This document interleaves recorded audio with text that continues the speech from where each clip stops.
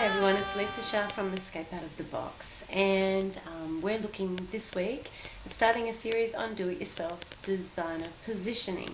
Now, yeah, there's a little bit of a different slant on it this week because I'm a really heavy right brain, creative thinking type person, and I have this fascination for really utilizing all my resources and maximizing everything that I have access to. But, you know, like creating systems of order is not my forte, or, you know, coming up with systemizing things is just not necessarily my greatest niche. So I do have a way of doing it, but it's a very right brain kind of, you know, interesting way of doing it. So we're going to start with that, and we'll be looking at things like Anthony Robbins' three-prong approach to things, where we have focus, physiology, and language, and they're the points that I'm going to be hitting on over the next few days. So if you would like to just have a little listen in each day from Facebook, and maybe if you have any comment about you know, different techniques that you can use to define your own organic niche. I have sort of like creative processes to help do that, so that's part of focusing, and we'll talk about that tomorrow. In the meantime, have a great day. It's a cozy, grey, rainy day today. Good for getting snuggly. Anyway, talk to you tomorrow. And this is part 2 of Do-It-Yourself Designer Positioning. Now, today I'm out a little later than I would normally be, actually quite a lot later. But there's a different kind of peace in this time of the day because the mad rush of people getting to work and school is over.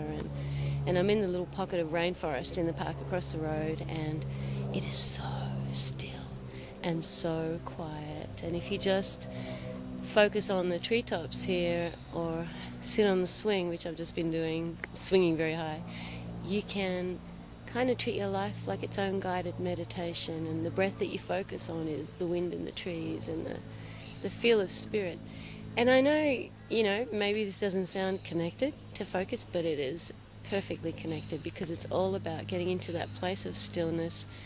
And when you're there, just to be, and what happens is that out of this place of becoming reconnected with your authentic self, the version of you that really should get your attention comes to the fore.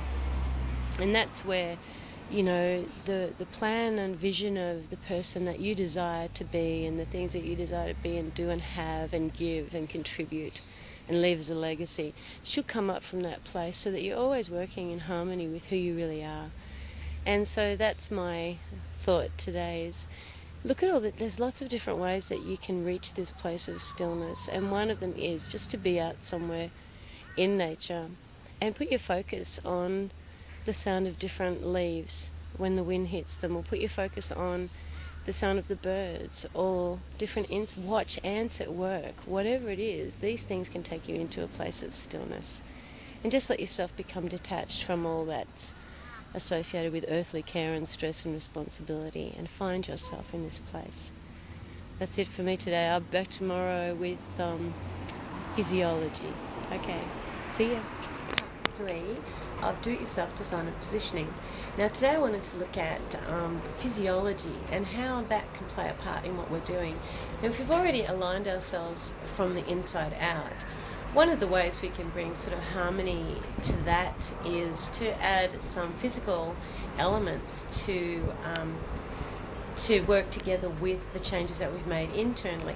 Now, if we do this properly and we do this in an aligned kind of way, the two will work as triggers to each other and actually support and enhance them within you, and become like a new set of muscle memories and triggers for you to work with. So instead of thinking of it as fake it till you make it, though, I want you to think of it as role play, because there's a whole different attitude behind it. All right, so if, just say, we want to see ourselves as successful in a certain area, and we've got a mental image of ourselves, we've got the feeling of what it's like to be in the circle of people that we want to be in and be respected and recognized. All right, so then take on the stance and dress yourself and physicalize the qualities that you think that might go with that. But it's really important that instead of doing it as a fake it till you make it thing, which makes you feel like a fraud, All right, instead of doing that, do it as a role play. Do it as a fun thing and enjoy it. All right, do it that way, and I think you'll find a big difference. So that's externalizing some of what you've already brought to the inside. Yes, you're doing it from the outside in, but if you've lined yourself up from the inside first, that should be okay and it should all work together. So I'll see you tomorrow. Have a great day. It's Saturday. I'm between gigs. I've done my cafe gig. I really needed a sun, sand, surf kind of fix, so I'm here in my spot. But the sun is in a different position, so I'm facing the other way and I'm watching a wedding party while I sit here. But anyway, I'm here with you for Do-It-Yourself Designer Positioning Part 4, and that was around language. Now remember, we've looked at the focusing and aligning our vision and maybe sort of physicalizing some of those qualities into a character that we can role play out. And now I want you to think about language, and I want you to think about language on several levels. So one, it's how you speak to yourself, about yourself, the other voices that are in your head, that like to cut in and undermine you at different times, or encourage you, whatever is going on in there. I want you to think about that and be deliberate about what you allow to feed you, and then reinforce that by letting it come out of your mouth and speak to yourself out loud. If a thought comes to your mind that isn't all that positive, then change it. And you can't have them both going at the same time. So if you keep on speaking aloud that which you desire, the other one will diminish over time.